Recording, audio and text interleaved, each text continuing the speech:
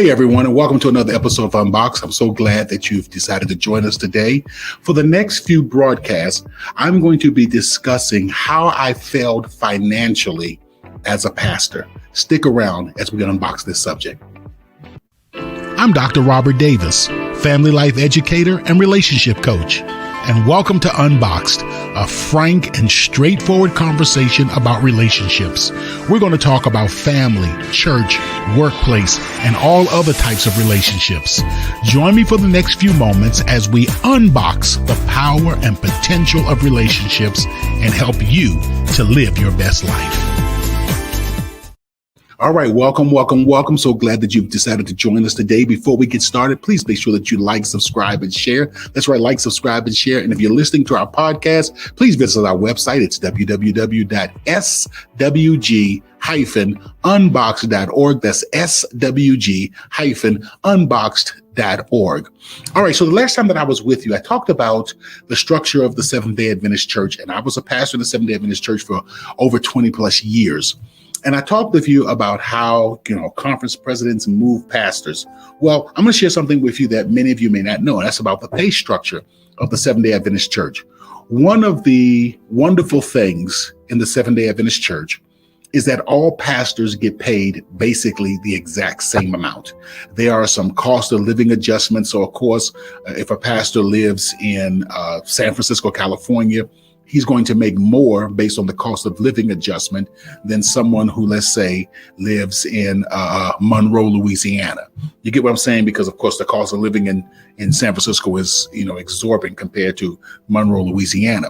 But the base salary is the same.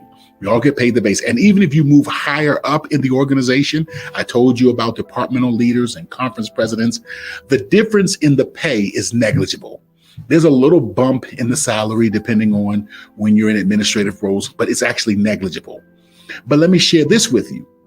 One of the areas that you have the largest hit in your finances is when you are moved from one district, that is from one city or one church to another church, and you have to move to another city. Because, and I've discovered this the hard, long way, a couple of things happen.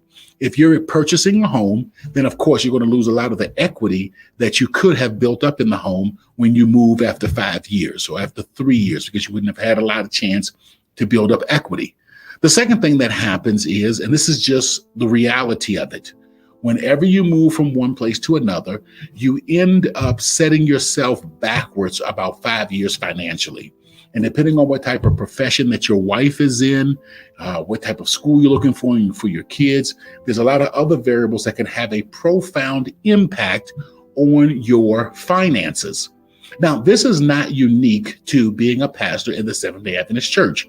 This is something that is common across professions, let me start to say it like this. It's common across denominations, Methodists, Baptist, whatever it may be, but it's even common across professions, whether you're an engineer or a lawyer, those realities, are the same, which is when you move, it's going to set you back, about 5 years or so. So one of the things that I want to talk about is how I failed financially. And I failed financially because of 4 things. Let me share the first one that I failed with. If you're really going to progress, and this is something that all leaders need to understand. And the reason you need to understand what I'm about to share with you is because the frustrations that you experience at home will ultimately spill over into your professional life. So catch this.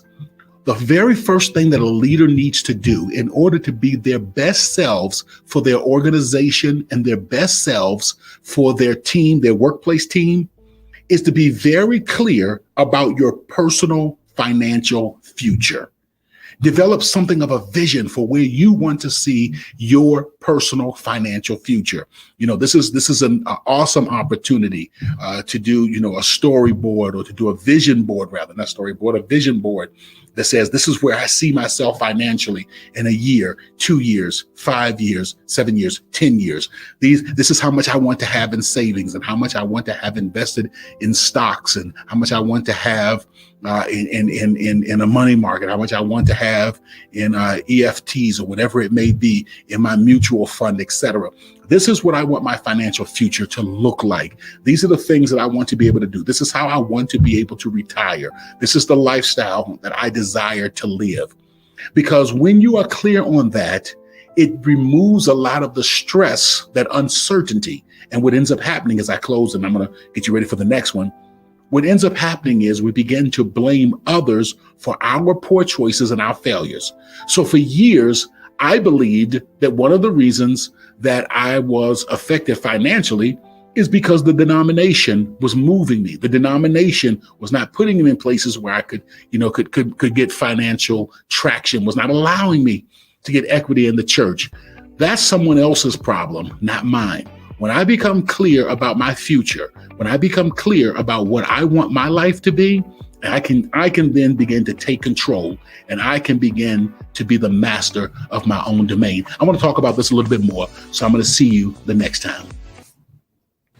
Seasoned with Grace, Unboxed also provides healthy relationship training and leadership development for businesses, churches, and community organizations. For a free consultation to discuss your team's needs, please contact us at our website at swg-unboxed.org. That's swg-unboxed.org.